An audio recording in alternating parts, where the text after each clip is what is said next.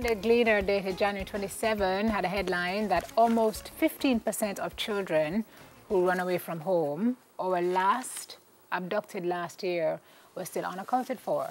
Whilst we may not know what has happened to them, we've got senior lecturer and head of the Institute for Gender and Development Studies, Dr. Leith Dunn, to talk about a related topic, possible usage of tablets and how perhaps it could expose students to human trafficking. Dr. Dunn, good morning. Yes, good morning. Thank you for being here with us. Some people are watching and saying, well, how could there be a link between kids using tablets and human trafficking? Yeah, I think it's far-fetched. What's the bridge?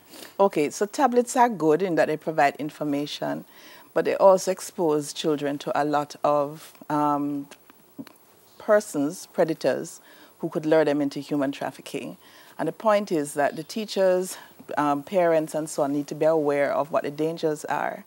So you give a child a tablet, they're intuitive, they know where to go, and the social media platforms are there. Sometimes they put information about themselves on there, and then that attracts predators who then will recruit and groom them and lure them into trafficking. So in essence, that is what the problem is. So you're not suggesting that they shouldn't be given the tablets? Oh, no, I'm not suggesting you're doing. But it's like driving. You need to learn how to drive and to protect yourself. Defensively. Observe it. Defensively. Yes. And I think what happens is that parents, teachers are simply not sufficiently aware of what the dangers are on the deep, dark web. Could that not be said about their phones and their laptops? All electronic devices. And what happens is that we now have a culture of social media. I need to be liked. I need to put on information about myself.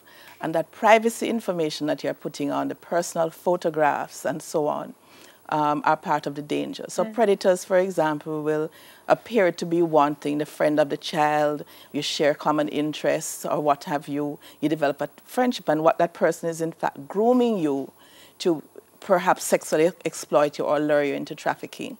And that is why we have to be alert. We're thankful that there have been conferences. For example, last July there was a conference with the Office of National Rapporteur on Trafficking. In December there was another one, and the issue of cyber risks for children is something that was underscored in both, you know. In our situation particularly, what do we have to show as evidence that this has been happening? I can't say what the evidence is here. The police are the ones that would be able to tell you about that. But the presentations that have been done by the anti-trafficking unit, Mr. Berry, for example, and shows you the kind of grooming, the kind of possibilities of recruiting children on the internet. And where does that take place now? All over the world. It's a global... No, I don't mean, not on tablets, but where, as Sim said, you don't have the information to say that the tablets would cause that. So where is how do they get the kids now to traffic? How do they do that? Because the World Wide Web is there, right? So information is there. You go on your social media, and lots of kids now are on a whole range of social media.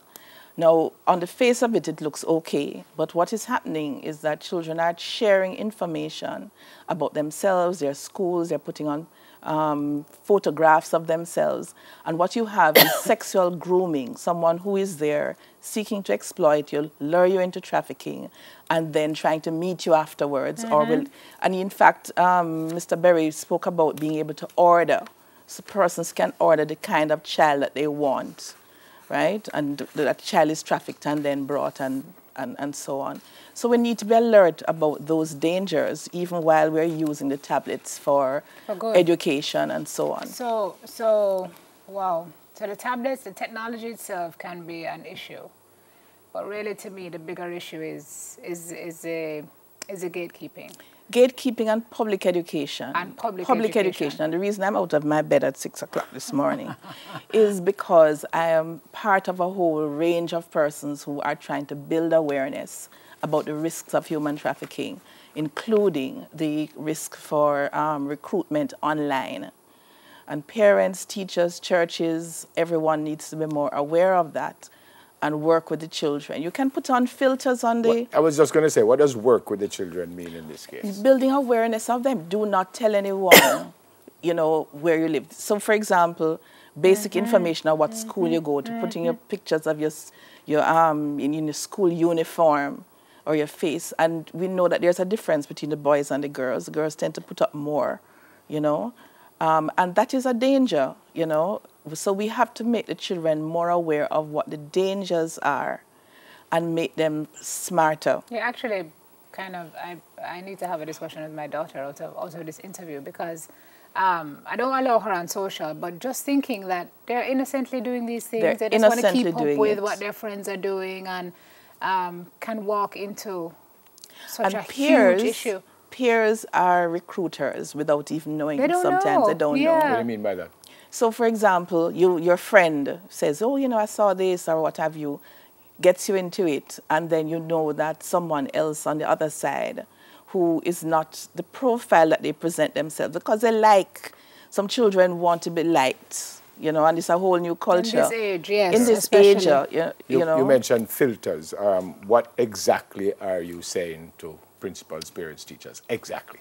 Okay, so you need to be having a conversation with your children about what not to put on in terms of your personal profile, what you write.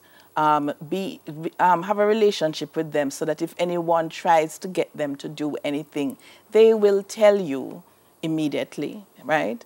Teachers, parents, and the children need to be aware of the problem of the dark web, and therefore knowledge is part of the protection you can use to prevent children going missing, children getting abducted, children being trafficked on the internet. But also the actual filters that the technology provides. So block certain things, yes, set certain parameters, so that anything, they might try to access something, but they can't. But also being around when your child is using that technology, monitoring, because sometimes you have pop-ups that are pornographic, right, to test them, right? Now, children are curious, and therefore we need to be having those conversations, and if you see this, shut it off. Yeah, I don't know if you know this, but we're talking about schoolers, obviously, but is there an age here that is more, what's the word? Susceptible? Yeah.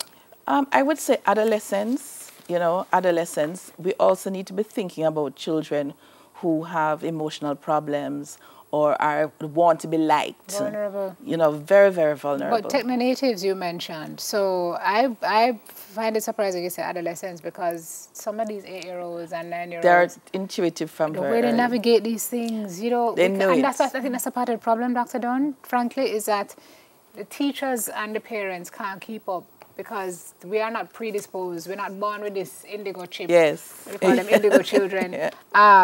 To be able to be so dexterous on these things. So we're trying to keep up with them. Yes. Wow. All right. So next steps, what do we do? The next steps are to ensure that, certainly in terms of parents and teachers, but also children being peer educators. You know, children, for example, we had a forum with young people in December before this ISPCA conference. So again, it's an international network against child abuse. And with all public education, they were shocked that many of them, they had never heard about this, and they were, you know, surprised. So it says that we have to be relentless in terms of using any forum we can to build awareness about these dangers of human trafficking in the various forms. Is the government doing anything? Because the e-learning project has been rolled out in the schools. What kind of mechanisms have the government put in place to kind of mitigate? I can't speak about the government, but I do in terms of the Ministry of Education. But I know that the National Task Force Against Trafficking in Persons, I've done 2 studies for them with a team, and the issue of the security for children is something that they're doing. Excellent. Prevention, prosecution, partnerships, all of these things are part of the programs of the subcommittees. Yeah. I don't know if you know, but we have any numbers here about these kids being I wouldn't even want to guess. We're talking about millions of persons, but I don't know in terms of Jamaica. Is that something that we need to do, though? Yeah, we need to do, and you could invite the JCF on your program to talk about numbers. Way up there, is it? We don't know. We don't know, because that is part of the problem of the invisibility. Right? We know that a lot is happening. We look at, you know, at the conferences, they showed what is happening globally in terms of conference, you know, in different countries, right? And we're susceptible. You know, it's one web. Yeah. It's scary. Thanks for coming. Dr. Dunn, it's scary. It's scary. But we can protect ourselves. Yeah, we can. They're tools. Great to see Okay. you. Okay, cheers. Senior lecturer and head of the Institute for Gender and Development Studies at Huey, Dr. Leith Dunn. Okay, on the other side of the break, we'll learn a little more about glaucoma, something that you can learn about and can prevent. We'll be right back.